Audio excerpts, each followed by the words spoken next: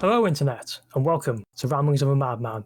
I'm Alex, and I'm joined by Sean and Stuart for a shallow and probably uninformed dive into unexplained mysteries, conspiracy theories, and the supernatural. Greetings. We're back again. So it's week 47 in lockdown. Wait, what? I'm starting to evolve into some sort of primordial ooze. You're just a puddle on the floor. I am. I've become Slimer from Ghostbusters. Hopefully that hasn't happened to you, Stuart. No. No, it you hasn't. actually leave the house, so... Yeah, I get to leave the house. Which I don't know if that's a good thing or not, but I get to leave the house. It depends on how much you like the outside, I guess. I mean, I don't spend much time outside. I leave the house to go indoors. Well, I guess so. It's a bigger indoors. It's a bigger indoors. It is a bigger indoors. Mine's definitely indoors. That is true. That is true. Sean leaves his lockdown and goes to someone else's lockdown. A prison, to be specific. Before anyone starts creating a conspiracy theory about me and not knowing exactly where I work.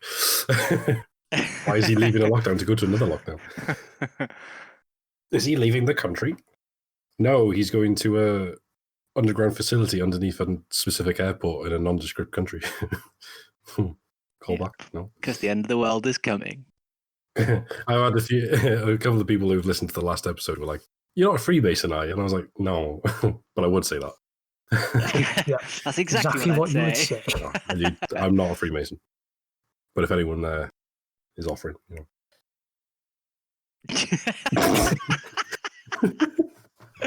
Okay, there we go. Nice, we got that on recording. Okay, so I don't know what we're doing today. It's Sean's turn to lead us on a merry chase. It's your boy. Across the world of chat. That was a terrible segue.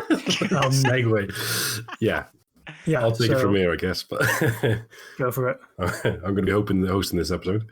Yeah, I'm looking forward to this one. It's actually been requested by a couple of our listeners. And it was a recommendation from Chris. A shout out to Chris. Yeah, so we're going to be looking into the Philadelphia experiment. Okay. Anyone heard of it before I start it? No. Is it about Will Smith? No. Oh, yes. It's about We're not going to start It's singing. nothing to do with Fresh Prince. Damn it. Oh, sadly. I want to cancel the recording. Let's just go watch Fresh Prince. Yeah. Right, so it's Philadelphia experiment. It's so what happened? I don't know. World War. I took an intake of breath. Let me give you a chance. Hang on. It's been a while. The man's breathe. Right, so World War II, 1943. So it's obviously coming to the last couple of years of World War II, but I think it's safe to say the Navy was quite an important part of World War II. So for both sides of the forces, you obviously got the US Navy, you've got the British Navy, which is, I think, quite world famous, from what I've been told.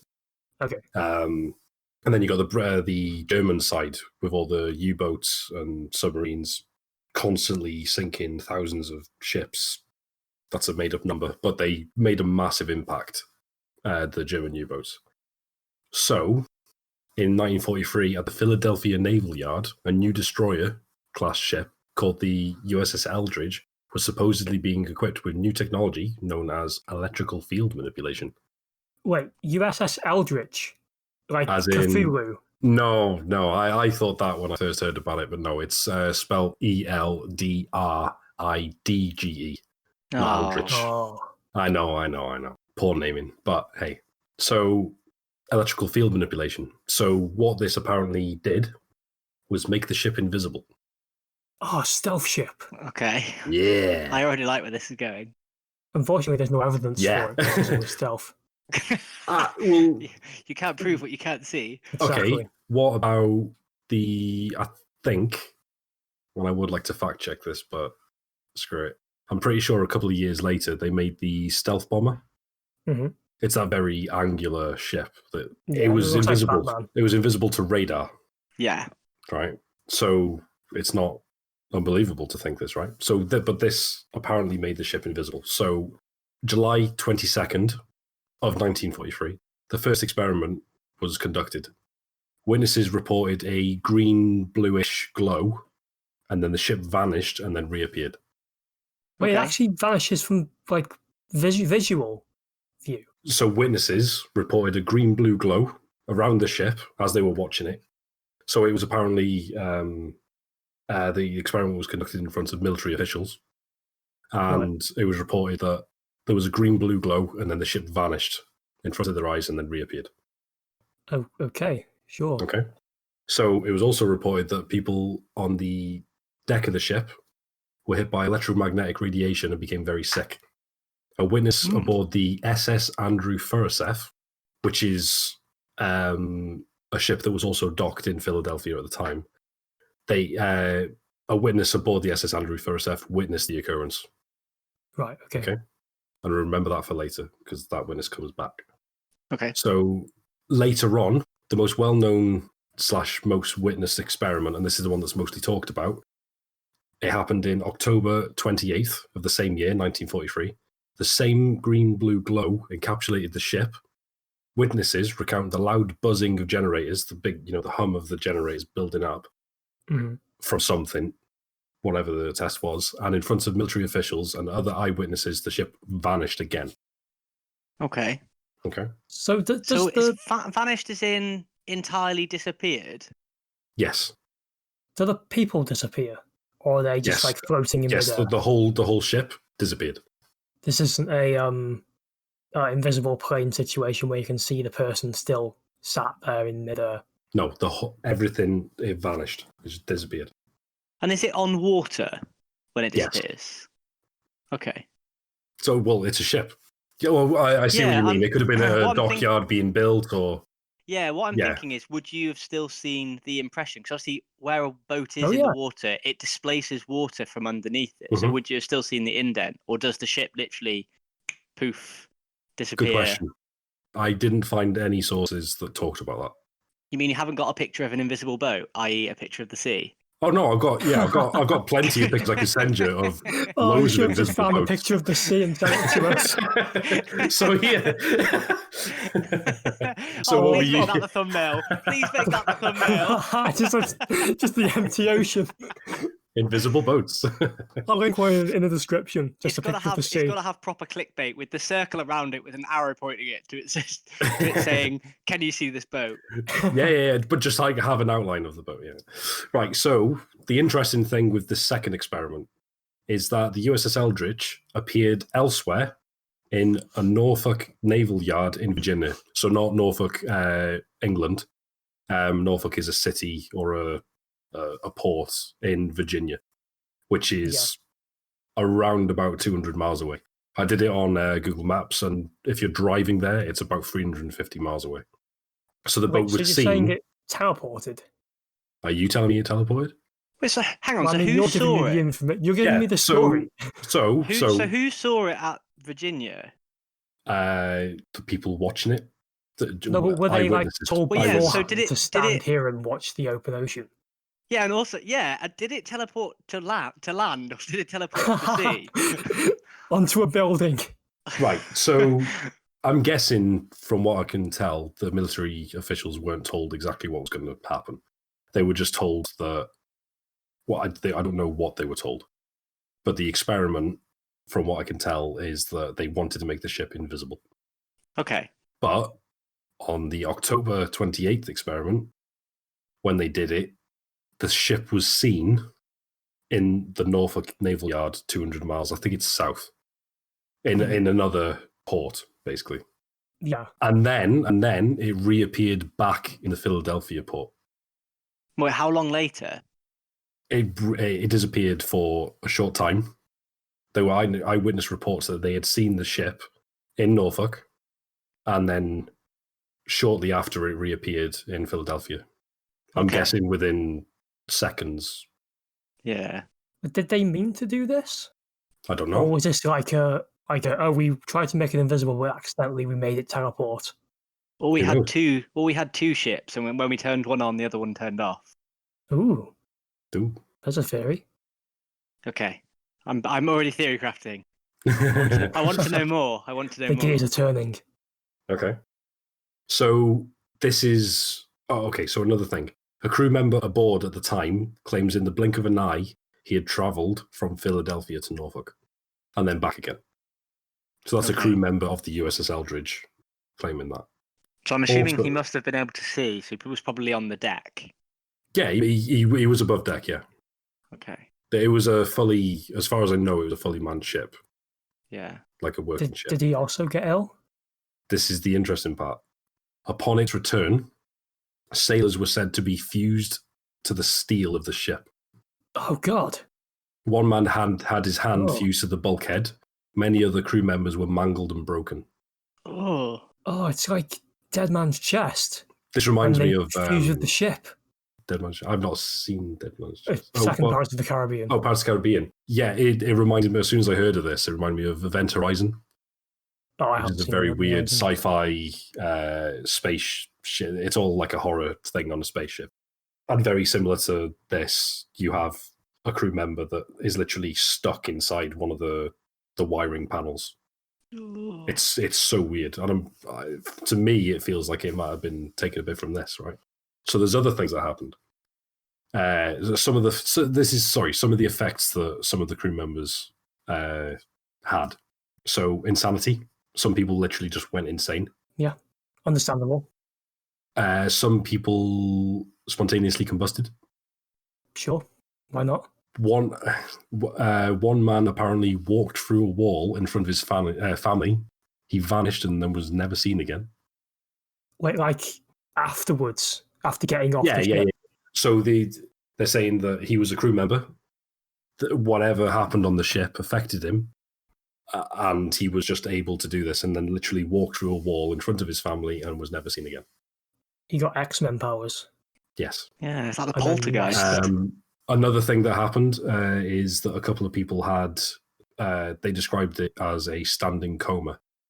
So they just zoned out completely. The term that they were given to it was stuck in the green, referring to the ship's green fog. Yeah. Two other interesting parts of it is that 2 members disappeared, never to be seen again, and the survivors suffered... Oh, sorry. Most of the survivors suffered residual mental effects for the rest of their lives, including insanity and stuff. Yeah. So another interesting thing is there was a newspaper clipping that describes the events of a bar brawl. One of the men involved completely vanished. What? Wait, at the same time? So yeah, there was a bar brawl. Like there was a pub and a fight broke out. One of the men involved. At the time of the experiment? No, he was a crew member. Ah, got you. Sorry. I should have been. I thought you meant the ship disappeared and then some guy that was fighting in a bar brawl just vanished as well. He was the ship. So the barcraft. Give me words out. Barcraft. The bar staff claimed to be witnesses, and they even did interviews. Although the newspaper clipping is the only piece of documented evidence for this. Okay. Is this a reputable newspaper, or is it like The Sun? It was a newspaper clipping. So no. So I have no idea. Okay, so what do we think so far then? We got a lot of conjecture. Barely any evidence. It's interesting. No, I'm telling you, it happened. Yeah, and I'm not saying it didn't. I'm just saying that you haven't got any photos for me or videos from the 40s. Mm-hmm. Yeah, videos in the 40s. The only photos I found were visual representations. So I didn't want to, because I could show you parts of the film, Event Horizon and Dead Man's Chest, like you described. I didn't see any documented proof. Mm-hmm. Have you got Insane Asylum records from people? No. I did look. I did do a lot, good bit of research. I couldn't find anything substantial. Let's move on. So here are some of the main people involved. Carl Meredith Allen, CMA. I'll refer to him as Allende because his alias that he went by was Carlos Miguel Allende. Okay. Or Allende. I think that's how it's actually pronounced. But Allen was a former Marine and a UFO conspiracy theorist who claims to be taught by Einstein, specifically when it comes to unified field theory. Okay, sure. Okay. He claims that he and Einstein himself were present the day the Eldritch disappeared, and he recalls that he saw the ship turn translucent. He then reached out to touch it and was thrown back by an electrical force, and in a flash of light, the ship was gone. Now, okay. I don't imagine you'd be within touching distance of a ship if you're standing in a dockyard, right? Well, you could be close enough to... Because, like, gangplanks are several feet long. Hmm. So I don't think you could reach from the land onto the ship. But what if he's on that dock? Or what if he's on a ship right next to it? Again, I don't think they park ships that close to each other, right? Especially if they're big ships. Well, what if they haven't got much space in the port? Well, then they're not doing a good job, are they? Building a port. Well, it's wartime, Alex. They're not looking at... they're not trying to worry about space. They're trying to worry about building more ships because the war's happening. I mean, they're not worried about building more ships. They're worried about teleporting ships. That seems to be their priority at the moment. Yeah, but to make more space. Exactly. Exactly. So he also claims to have been taught by, like I said, he's been claimed to be taught by Einstein. Yeah. And he understood unified field theory, which... But Einstein wasn't American, right? I thought he was German. I thought he was Australian. He was German-born. Oh, no. It's documented that he went around the world. I'm sure he lived in... Oh, of course he did. I think he lived in the USA for his later life. Should we find out? He was born in Ulm, which is probably said wrong, in Germany, and he died in New Jersey. Oh, when did he die? 1955. Okay. So at least he died after the experiment, I suppose. 1933, he emigrated to the US. There you go. Okay, checks out. And he was best mates with Carlos Miguel Allende. Well, if I control F Carlos on Einstein's book, so it's not there. Wow. Didn't happen. Not on Wikipedia. Tugs at his collar. Yeah, funny about that. Right, but he didn't, it wouldn't be on Wikipedia because he probably had plenty of people that he was associated with, right? So, unified field theory, in short, from my knowledge of it, it aims to bring together multiple theories of gravity and electromagnetism. Okay. In short, because I'm not a physicist. I want to... This is going to be my slogan from now on. I am not educated in any way in this subject. Anything. But this is what I think it is. And it's basically it's tied into his theory of relativity. It's why physical phenomena happen and how they interact. And what Carlos Miguel Allende was saying is that the Philadelphia experiment, the Eldritch disappearing was proof. Okay. So I'm just going to introduce... So I've introduced him. So Morris K. Jessup. Morris K. Jessup was an astronomer, ufologist, professionally, and a science fiction writer. Mm-hmm. These are all valid... astronomer. Anyway, his most well-known publication was Case of the UFO. Okay. Should I know what that is? That was his book that was written. I've got down 1995, but I think that's a mistake. No. It was 1955. 1955. I've got a fact checker next to me. He released the book in 1955, so 12 years after the Philadelphia experiment happened. Wow, it's 93 quid on Amazon. Yeah.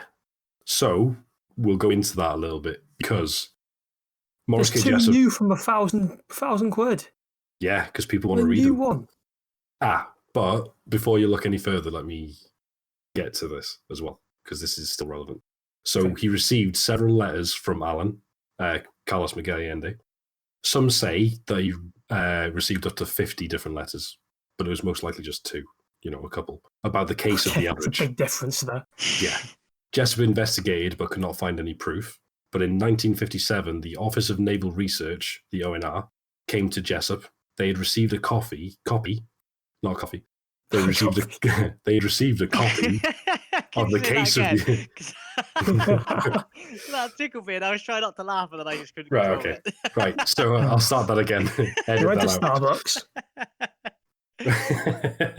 Right, so in 1957, the Office of Naval Research, ONR, came to Jessup. They had received a copy of the case of the UFO. Fuck. I said it again. Copy. Take 3. He did say coffee again the second time. Also, it's case for the UFO, not case for the UFO. Oh, okay. Yeah, I did find the right book. It's £1,000 with free Right. delivery. Do you want me to do this whole section again? Yeah, do this whole Just section quickly. again, but I will leave in the failed sections because it was hilarious. Okay. Right. Morris K. Jessup was an astronomer, ufologist, and science fiction writer. His most well-known publication, Case for the UFO, was released in 1955. Okay. That's the same year that Einstein died. Okay. Coincidence? I think not. I don't know. It's probably a coincidence. Anyway, I'm not helping my case here. But anyway, Morris K. Jessup received several letters from Carlos Miguel Allende, Einstein's best mate, about the case of the Eldritch, of the Philadelphia experiment.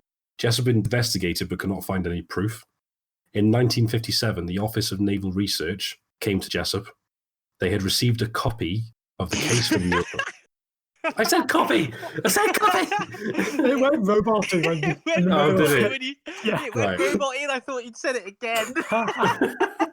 Right. Shall I try again? But I'm going to have to mute for you to say this bit because I'm going to struggle not to laugh. Right. In 1957, the Office of Naval Research came to Jessup. They had received a copy of the case for the UFO inside of a manila envelope labeled Happy Easter. The book contained annotations and notes within the margins talking about the unified field theory, UFOs, and extraterrestrial technology. Right. Is this before the experiments? They're claiming this is well after. So the experiment was in 1943, but he released the book in 1955, so 12 years later. And then 2 years after the book was released, the Office of Naval Research received an annotated version of the book within margins talking about unified field theory, UFOs, extraterrestrial technology. This was confusing. This seemed to be written, the annotations rather, seemed to be written by 3 different people. Actually, I'll rephrase that. It seemed to be written by 3 different entities. So 2 humans, but one appeared to be talking as if he was an alien. Okay, so there was a grey, there was a tall white, and there was a Nordic. And those are all actual alien terms, by the way. Okay. Tall white, look it up. Okay. But they're different types of stereotypical different types of aliens, yeah. Okay. I didn't know that. Should we do an I thought alien you were talking about episode copies for some reason. About the bullshit definitions of aliens? Yeah, why not? A little side episode. Sure, why not? Right, so the interesting thing, because obviously you might think this is complete, what's the word? Codswallop?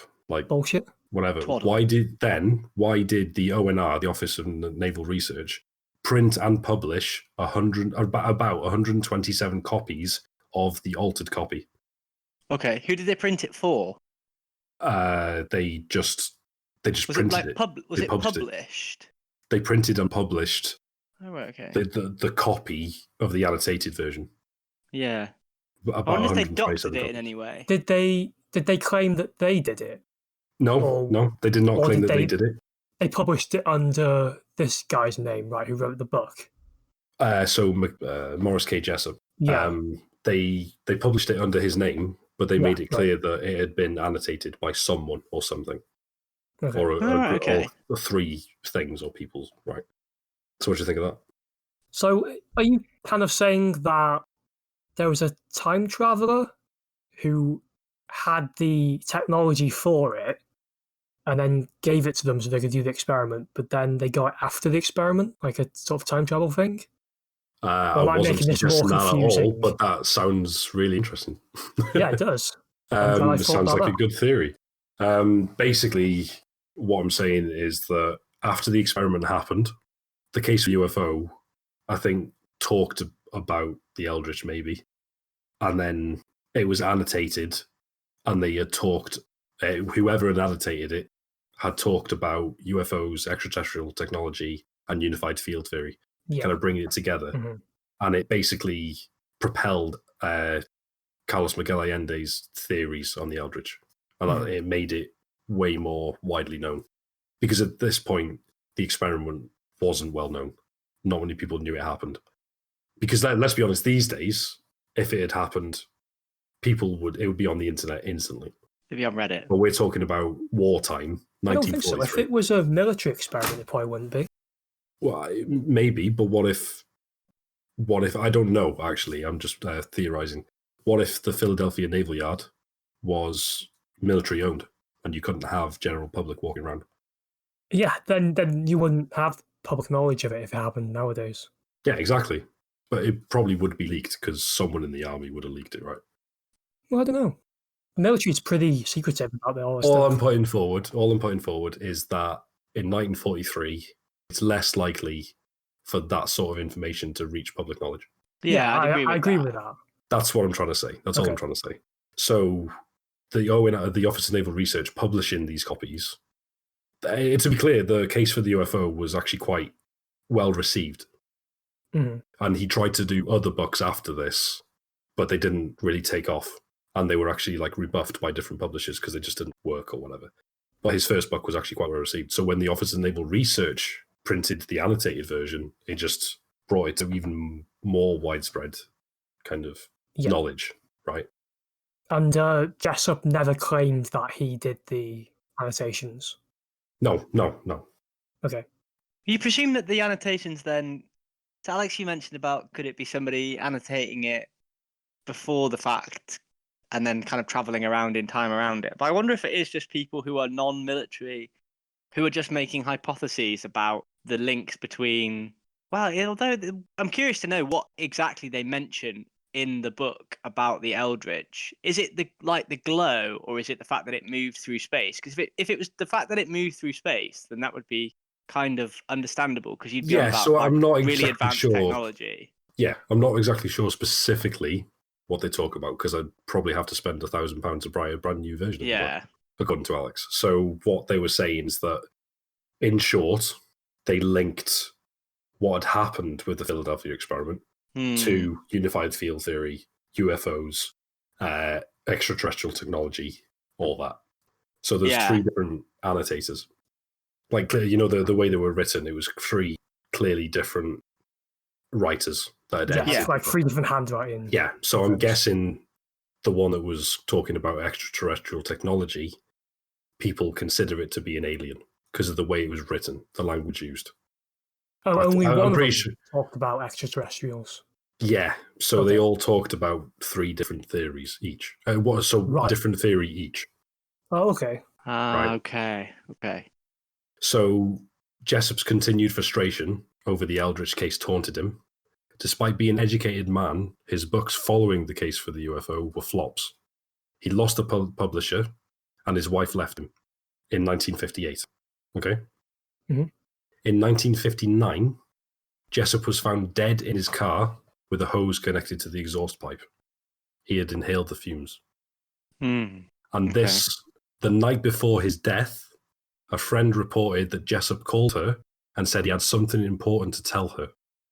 Many friends confirmed he was depressed and spoke of killing himself, so his death was ruled as a suicide.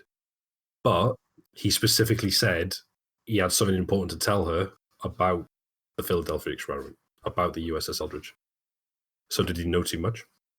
He went too far. He went too far. He knows too much. That's a niche reference. It does kind of give you that whole feeling of him being what's the word I'm trying to think? Not made quiet. That's the wrong phrase. Silenced? Yeah, silenced. Yeah, but then at the same time, so he rang his friend saying, "I've got something to tell you about the Eldritch experiment. The Eldridge, sorry. I have something important to tell you about." I'm paraphrasing, but he basically rang his friend that he had something important to tell her about the Philadelphia experiment. About the USS Eldridge. So I wonder if he discovered something more. Or maybe he was just depressed that these random people did better work than him and used his book to spread their better work. Maybe. Especially seeing as, his wife leaving him, the rest of the books being flops, but could be convenient. Could be a good cover-up. A perfect storm of events that would be perfect for silencing someone.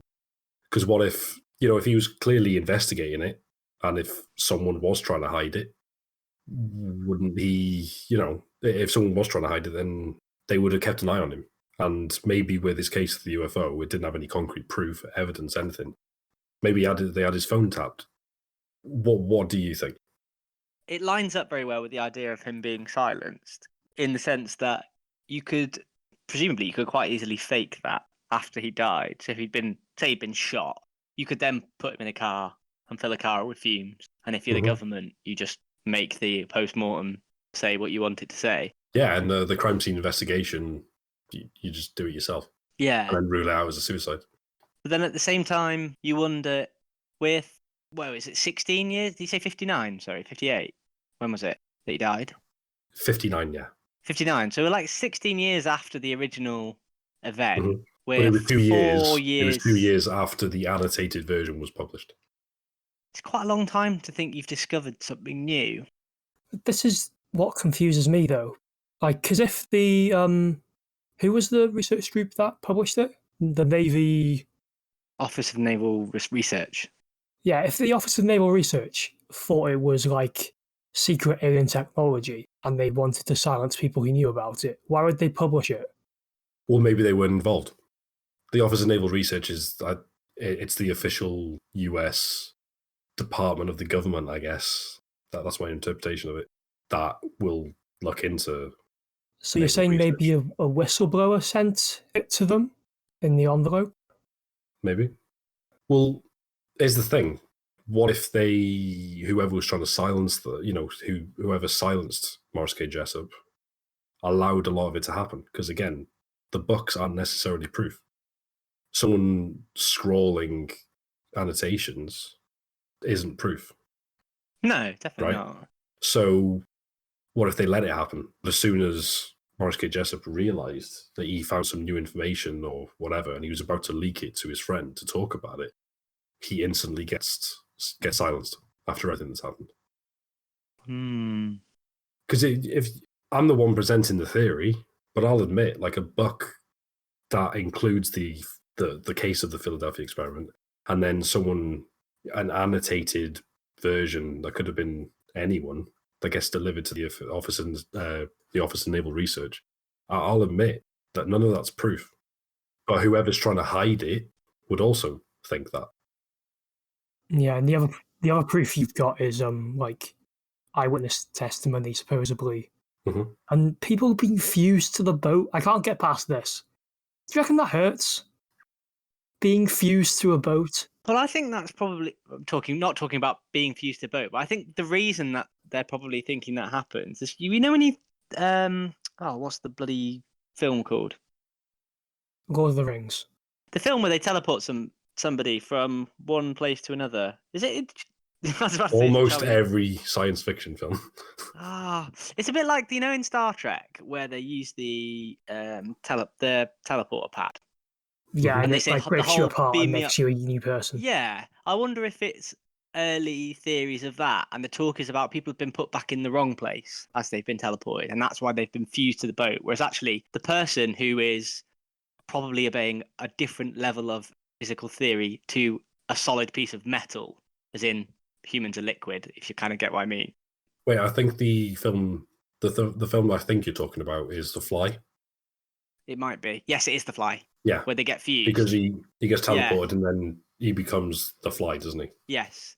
I wonder whether or not they're trying to imply that the ship teleporting moved the people and then the people didn't materialize exactly where they were originally on the boat because they weren't physically attached. And like you imagine like the rock of a wave would displace somebody slightly. So in terms, I wonder if it means by fused to the ship, it actually just means that people were occupying a space that they previously weren't occupying. And but then the question is, what happens to if they're fused inside the ship, like if their hand is inside it, where did the rest of that metal go? Where did that get displaced to? Well, maybe their mass is sharing the same space. Ooh. And it's like super condensed into that one bit, maybe? Yeah, exactly, yeah. But the real question is, painful or not painful? Depends if their hand is still there. Well, I don't think their hand would be connected on a level that they'd be able to have the pain if it wasn't still there. Yeah. Okay. So I think painful. I think really painful. You reckon painful? Yeah, I reckon it would be the equivalent of your hand being cut off you because it's suddenly disconnected. I think separating them would be painful, but I don't think existing as a steel boat would be painful. I mean, have you ever been a steel boat? Yeah, Alex. I mean, you've got me there. Ramblings of a Madman, ladies and gentlemen. Here I am putting my thoughts into the feelings of people who've been steel boats. What kind of bigot am I?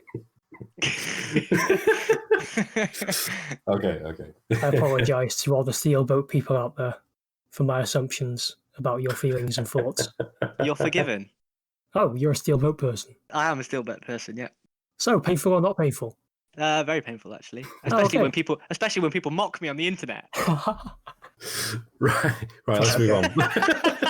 We've drifted slightly off course. We have drifted slightly off course. Way like a boat. Way! Oh no, he's veering ever so slightly to the left. This man knows every trick in the book. Right.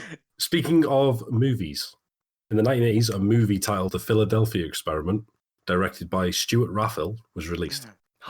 That's not me. For your research, I assume you've watched this. I should have, but it right. So though it was loosely based on the prior accounts of the Eldritch, it dramatized core elements of the original story. So because it wasn't dramatic enough. I didn't feel like it was worth it because it was not a documentary. I should have watched the film. I wonder how they showed people fused to the boat. I can't get past the fused to the boat thing. I wonder if it's just like a boat with a hand sticking out of it. So here's oh my the god, thing. I'm I Google didn't imaging it. It is actually a boat with a hand sticking out of it. Yeah. So I didn't send any photos because I presumed all the research I did, everything seemed to come from either really old, probably, and I'm saying there's a 99.9% chance they've been edited, like old black and white photos or like screenshots from the film. So I didn't bother with that because there was no video or photograph proof. Yeah. That had been documented saying this is proof. So anyway, glossing over the film because it's only loosely related, right? The actual events of the story, basically, there was a man called Al Bielek, or Bielek, I'm not sure how to pronounce it, it's Bielek, saw this movie, and he said it brought back repressed memories. He recalls that he served as a naval officer aboard the Eldritch with his brother, and he states that the Philadelphia experiment was directly involved in experimenting invisibility. So he's backing up the claims of what I'm saying. So he claims also that the ship travelled into hyperspace. Okay, sure. Right. Well, it appeared in Norfolk, right? People saw the ship in Norfolk. Supposedly. People saw the ship in Norfolk 250 miles away. Right. So he said, when this was happening, he said he was in the Oh, here we go. He said, I can't wait for this now. When I was prepping it, he said he was. He said he was in the body of another man. I don't know what he meant. And then at one point, his own brother. This is him just caught in the act. Yeah. So wait, he was inside his own brother. Apparently, during the hyperspace thing. So he said his brother died when he became fused with the steel. So he's saying that his brother was one of the ones that was actually fused to the ship, but died instantly. So how did he become his brother then, if his brother was the ship?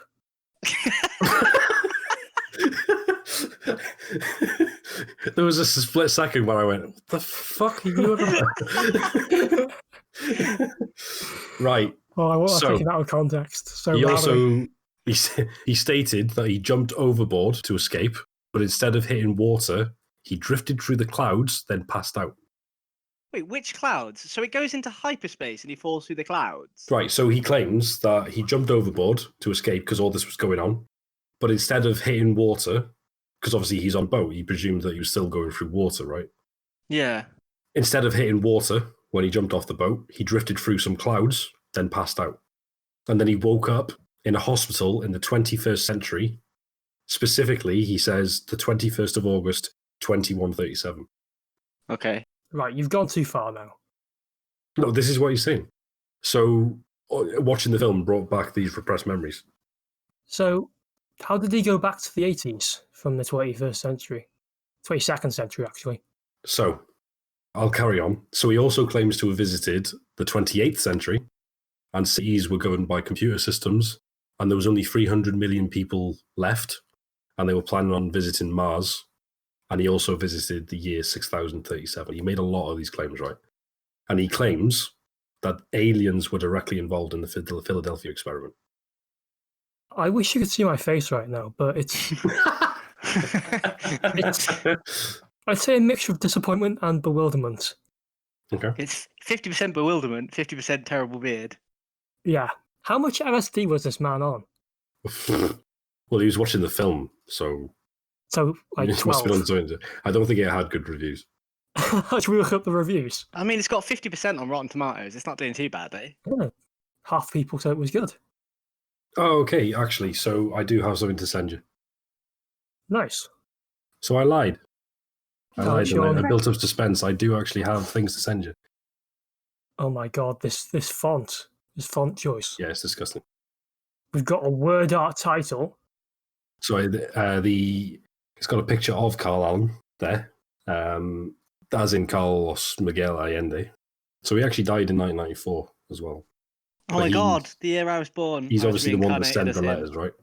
Oh my god, this guy looks like the exact person I was picturing in my head. Mm-hmm. Just like smug, balding man with a pipe. So what we're looking at is Rips in Time, the Philadelphia experiment. This amazing looking website Sean has sent us with the word art title. There is a post called Real Results of PX, and it appears to be an interview between Al Bielek and a guy called Guthrie, who is the interviewer, I assume. Yeah, Jean Guthrie.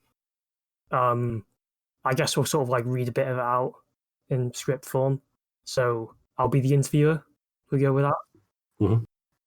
So tell us about the history of the Philadelphia experiment. You and your brother Duncan were naval officers aboard the ship, the Eldridge, engaged in an experiment about invisibility. Then what happened? Right, so there were two tests. The first one on July 22nd, 1943. The hardware worked very well, and they, in brackets, the Navy. So the Navy achieved invisibility from radar, sight, and camera. The big problem was that the personnel stationed on the deck of the Eldridge were very badly hit by the high-powered electromagnetic radiation. They were thoroughly disoriented, their nervous systems dysfunctioned, and they became very ill. How do you make an object invisible? So you displace it in time. Prevent a reflection of light or radar energy from it. If there's no reflected light and radar energy, you are not going to see it. Scientists were working with a concept of manipulating time to make an object invisible. What happened to you and Duncan? We were inside the control room during the experiment. The radiation had no effect on those of us who were below deck because we were shielded by the steel. Even with the personnel problem, the Navy scheduled a second test in less than a month, right? Yes. They said, okay, you have until the 12th of August. Do whatever you need to do to complete the experiment. This test must be finished by that date, or just forget it. It was a drop-dead date, which means finish by then or you just don't bother. They said that they really didn't need optical invisibility, only radar. They still said that we had to meet the date. Everybody was very unhappy about it because they knew the health problem was very serious. No one knew how long it would take to solve the problem. How was the second test different from the first one? So this one, unlike the first, was very successful in that we obtained radar invisibility after about 70 seconds. Unbeknownst to us in the control room, the ship vanished right out of the Philadelphia harbour. There was a big nice hole where the ship was in the water. Ah, there we go. Remember, for the second test, they didn't want optical visibility, only radar. They were not attempting to get optical invisibility, but it happened anyway. They only wanted radar invisibility. The ship was a haze, then poof, it was gone. Even the waterline disappeared. Where did the ship go? Into hyperspace. So there's the rest. There's a lot more of it on there if you want to finish reading it. Basically just what Sean explained before about, there's like time travel stuff at the end. There's loads of stuff.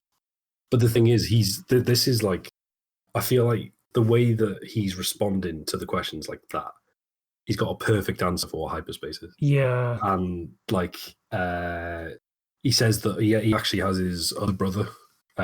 His other brother died because he was stuck in the steel. Just the way he speaks is like, It seems very scripted. Well, yeah, because this is a script, though. Yeah, but it's this is a manuscript. It's supposed to be literally a script of a casual conversation of an interview, right? It's not supposed to be pre-scripted. Okay. Like it sounds like they're reading from a script. I mean, it may be a transcript, though, mightn't it? It may not have had as much flow. It may have had pauses for thought. It may have had simplifications just to be transcribed. This is really weird. Yeah, it's what really bizarre. Have you brought us? Why have you brought us down this rabbit hole?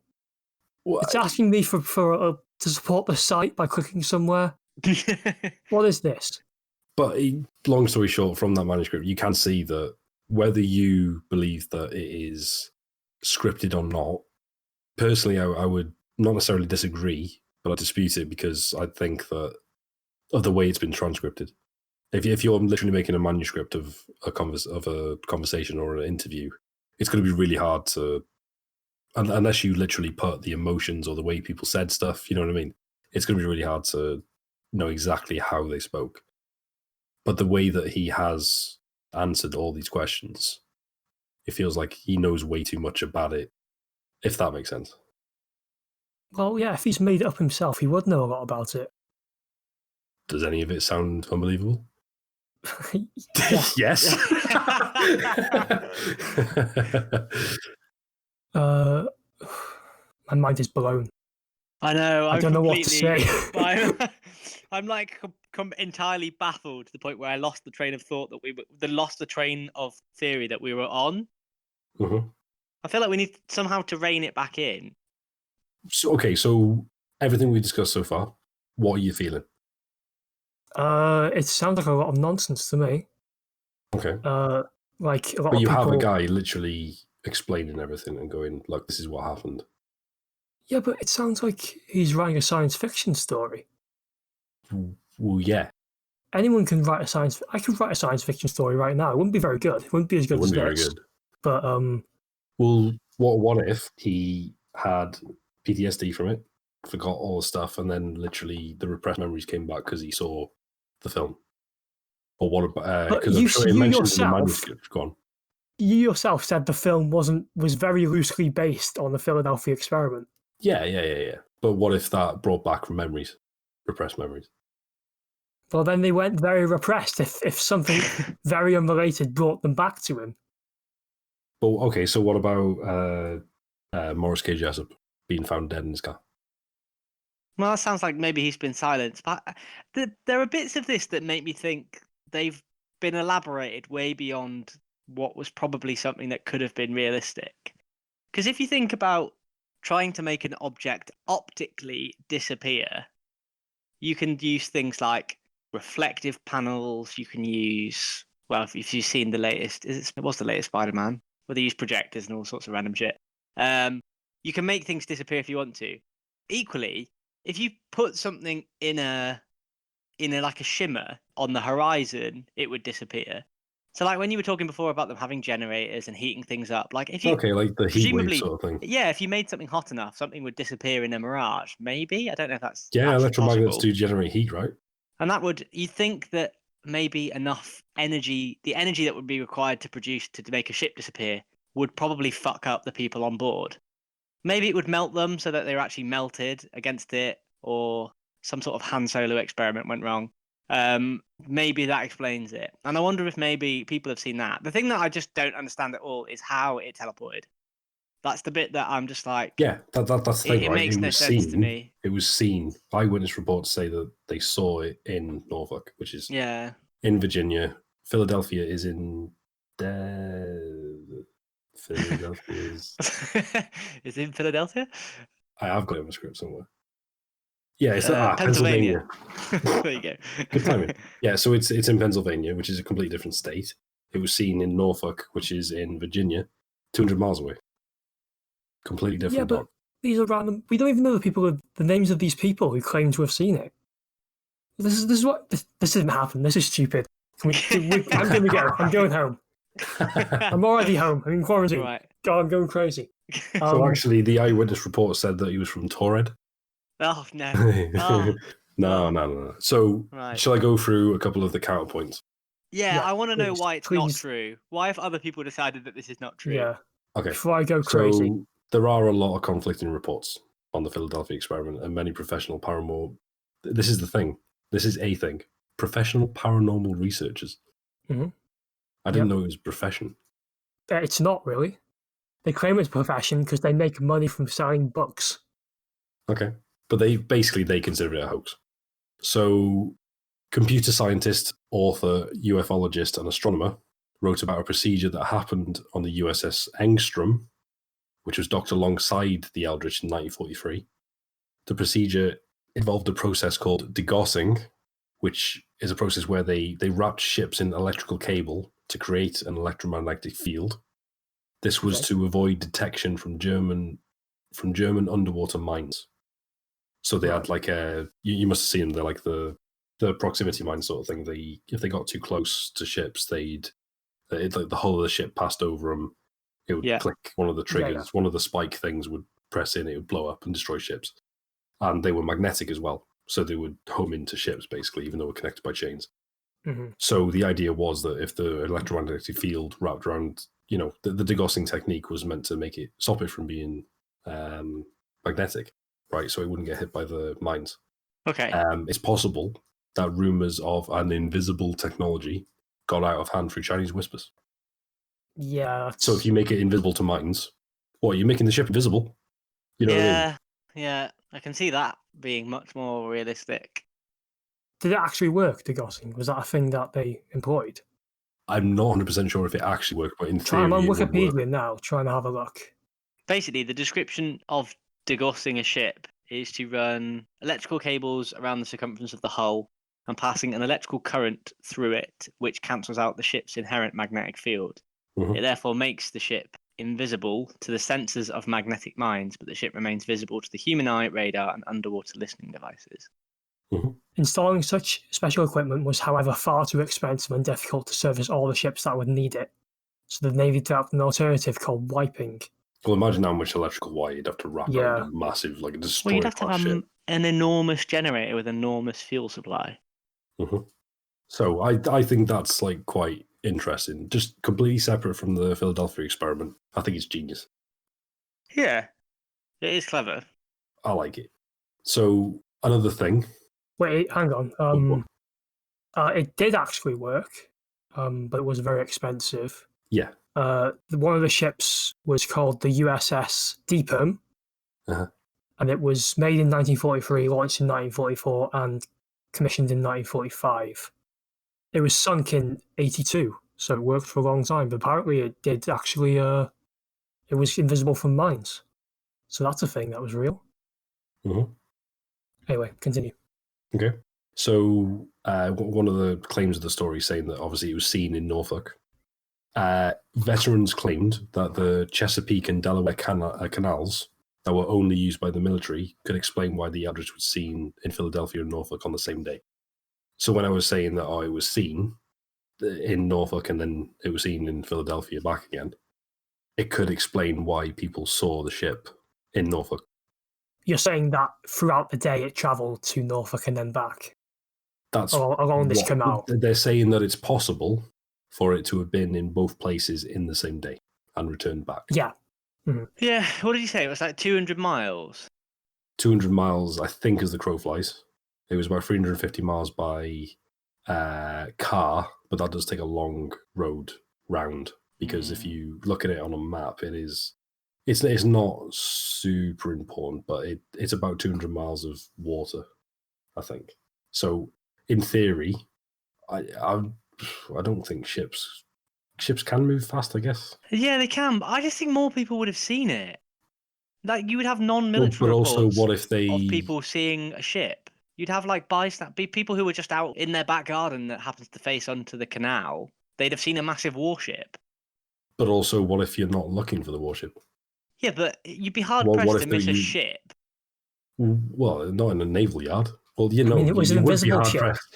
Yeah, but it would have gone. Right, you'd be hard-pressed to find a ship. You wouldn't struggle to see a ship at a dock. So if the main, I'm counteracting that argument because I think you're saying that people would see the ship or whatever. It's just people wouldn't necessarily be looking for it because it's wartime and But I think you would. I think you would exactly be looking for a ship because it's wartime. You'd think that it was sailors coming home. You'd think it was sailors going out to sea. I think people would have been hyper aware of it then. Yeah. Makes sense. Okay, in my head, they've got hundreds of thousands of ships. Obviously not that much, but yeah, they could have only had a small figure, like a double figure number of ships. So maybe they were well known. Yeah, because a lot of them will probably be out doing war stuff. Yeah. War stuff. War stuff. Alex is not educated professionally. What's the word for when someone's exercise? Exercise. Well, that's not what I was looking for, but yeah, sure. It's doing a star jump. It's been dispatched. It's been in action. No, in action. Sure. It's warring. The three of us have not been in the army or the navy. Yeah. So another thing, the 1999 Philadelphia Inquirer. Sailors who served claims the ship was in Brooklyn when the ship supposedly vanished. Logs, New York? Yes. Ship logs also confirm this. So when the experiment happened, they say that the USS Eldridge was in Brooklyn, and the ship logs confirm that. So it's either teleported to an additional place, or it was never in Philadelphia or in Virginia. But that could be counter-argued by military cover-up, because all it takes is a forging of the document. Yeah, it could be, but there's... But then why would they release witness testimony for them seeing it in two different places? What if they were paid? Yeah, but if you say these people were paid, and what's to say that the original people weren't paid to say that they saw it in Norfolk and then teleport back? Okay. Everyone's been paid. They're all stonemasons. Freemasons. Freemasons. Stonemasons is a different thing. Okay. I mean, are they a different thing? Yeah. Sure. One of them. My brain has melted. Your brain is melted. My brain was melted from this. I've still got more counter arguments. Oh my god! So the green glow, like the bluish green glow, it's similar to an electric storm phenomenon known as St. Elmo's fire. So this is like people saw like a bluish green glow while it was going on, and it created like that sort of effect, basically. So that's not necessarily a counter argument, because it could say that the bluish green glow could have been caused by electromagnets, really strong electromagnets, so the phenomena does exist within electric storms. Another thing, the SS Andrew Furuseth, the other ship that had a witness watching it. Yeah. According to ship logs, the Andrew Furuseth and the Eldritch were never docked together at the same time. So more lies. But again, could that be a cover-up? The same as the fact that someone said it was in Brooklyn. It could all be a cover-up. Could all be a cover-up. Lots of crew members, in inverted commas, were discredited as attention seekers. Okay, sure. So the bar fight that I mentioned, the bar brawl with the guy disappeared. Yeah. Apparently, friends covered for the man who disagreed because he was underage and police had been called. Okay. So that explains a bit more about that. So some reports say that the Eldritch was not commissioned until August 27th, 1942, and it remained in New York port until September 1943. So some reports are saying that it didn't leave New York port until a couple of months after. Yeah, a lot later. But October is after September. It is. If you didn't know. So people are saying, obviously, that the experiment happened in July, and then also a second one happened in October. But what about if the first one was fake? Well, the first one went so badly that they repeated it once it was in the water rather than on land. Maybe. But why would someone see it happening in Philadelphia? So it's all a bit conflicting, really. But yeah. Similar to the Denver airport thing, my point that I made with it's like hiding in plain sight. What if they are covering it up and they're trying to make it so unbelievable that it did actually happen? Yeah, maybe. Maybe the more elaborate they make it, the more the scent is thrown off. Mm-hmm.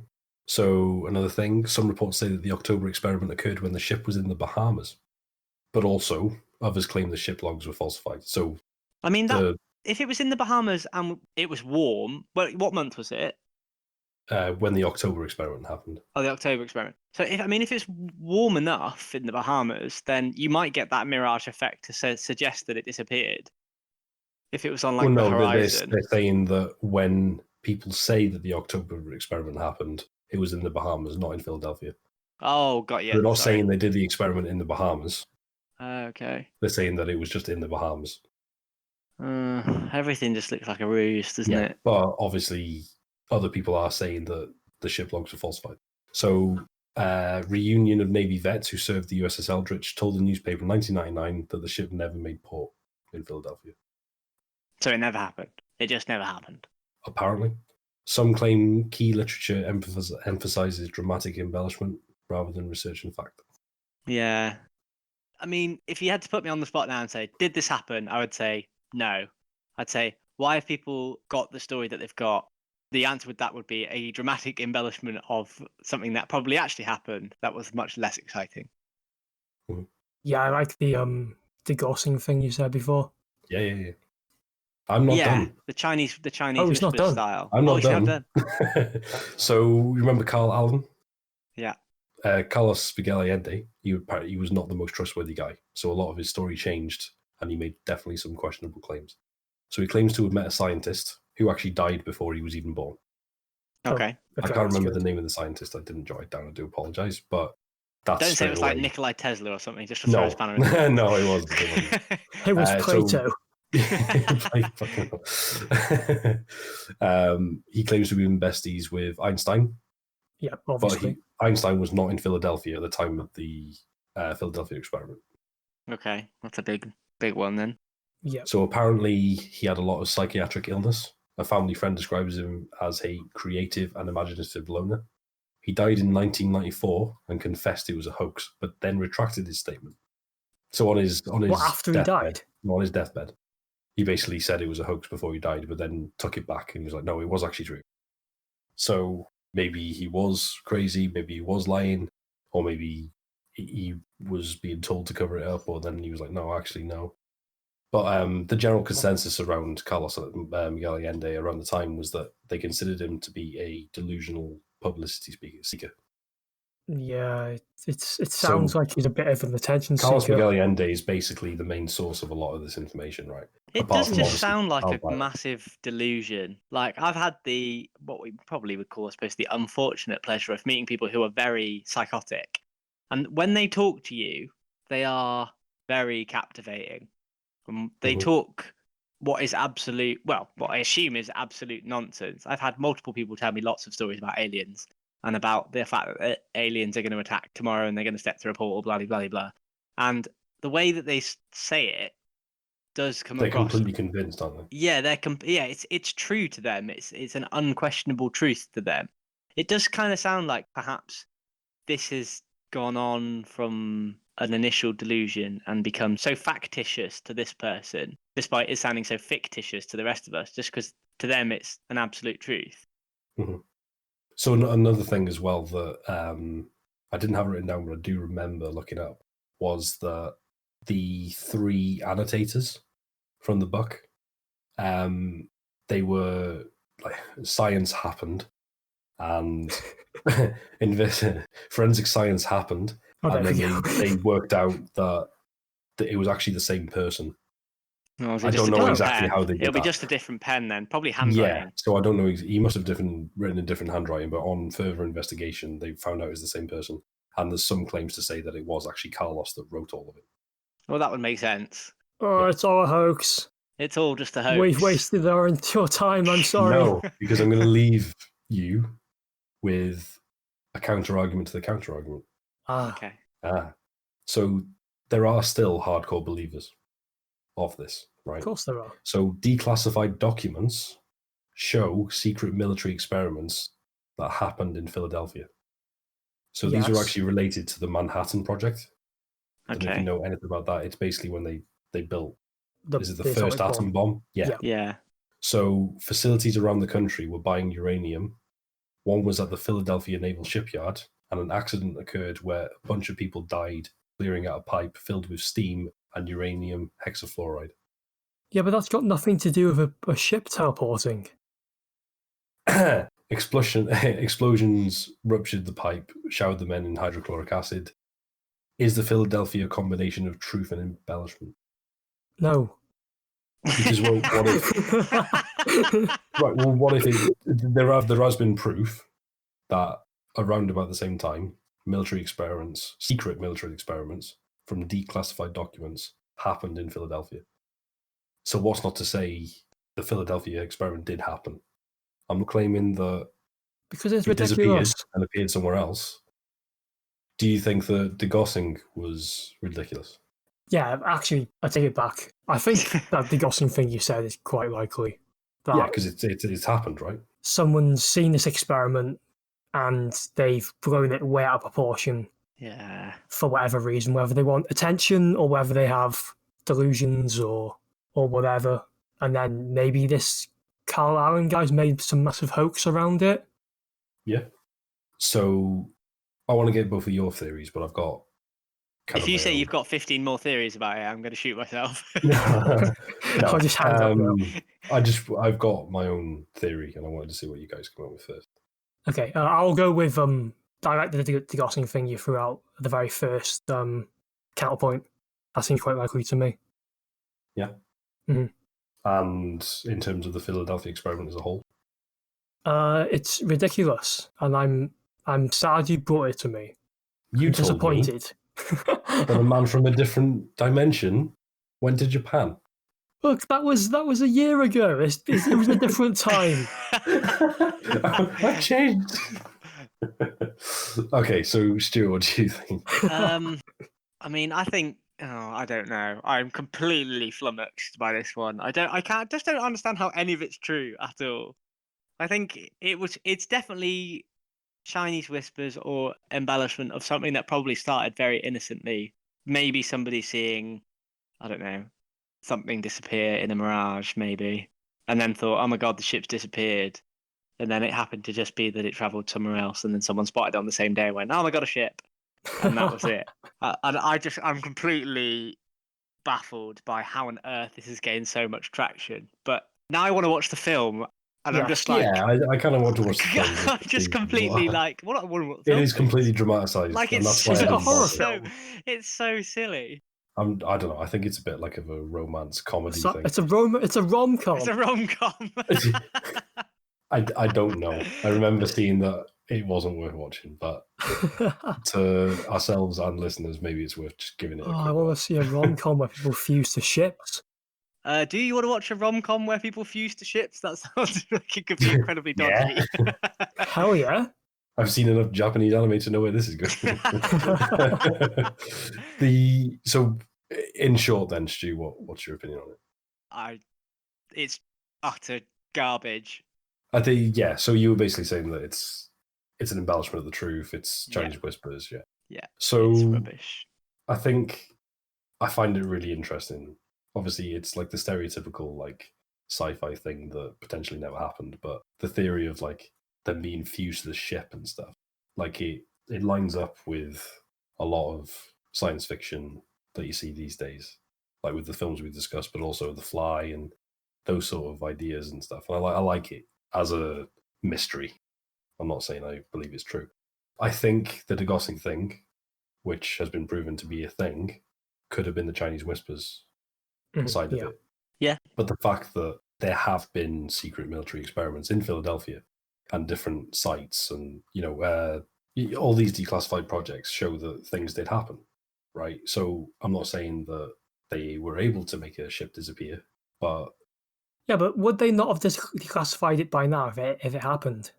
No, because what if they're still using the technology? Have you seen any invisible ships, Alex? No. Exactly. Actually, you probably have seen invisible ships. You just don't know it. Exactly. Right? Or planes or whatever. So, like, the main supporting thing that I haven't discussed yet is, well, I have kind of discussed it because it's obviously the World War, but both sides of the war, they were thinking of everything they could, right? Yeah. I don't think we've gone into crazy detail on a lot of Nazi experiments, but there's loads of stuff that they try to do, right, across the world, I think. But like they did a lot of research into that sort of thing. So what's to say that the Allied forces didn't do all that as well? I mean, they definitely did. They yeah, definitely exactly. did.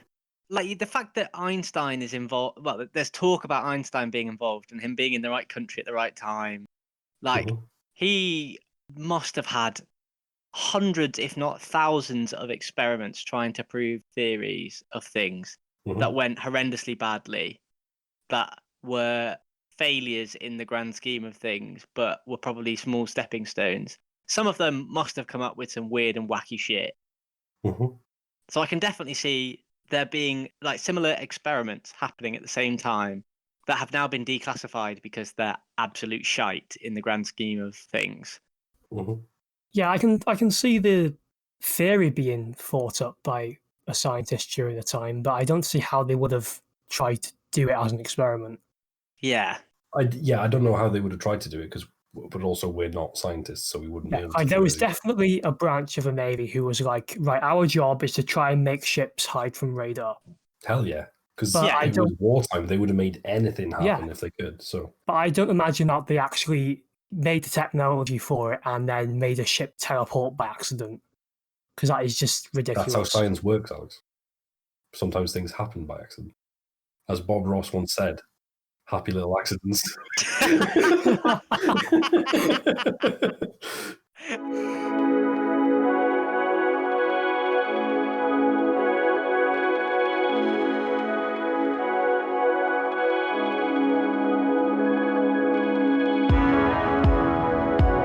Just before we end, I'd like to thank MG1195 for the shout out on Twitter. If you want to be featured in the next episode, please leave a comment or review on the website of your choice. We are currently available on Apple Podcasts, Podbean, Spotify and YouTube. All the links are available on Twitter at Roam Podcast, that's ROAM Podcast. Thank you for listening and we'll see you next time. Bye!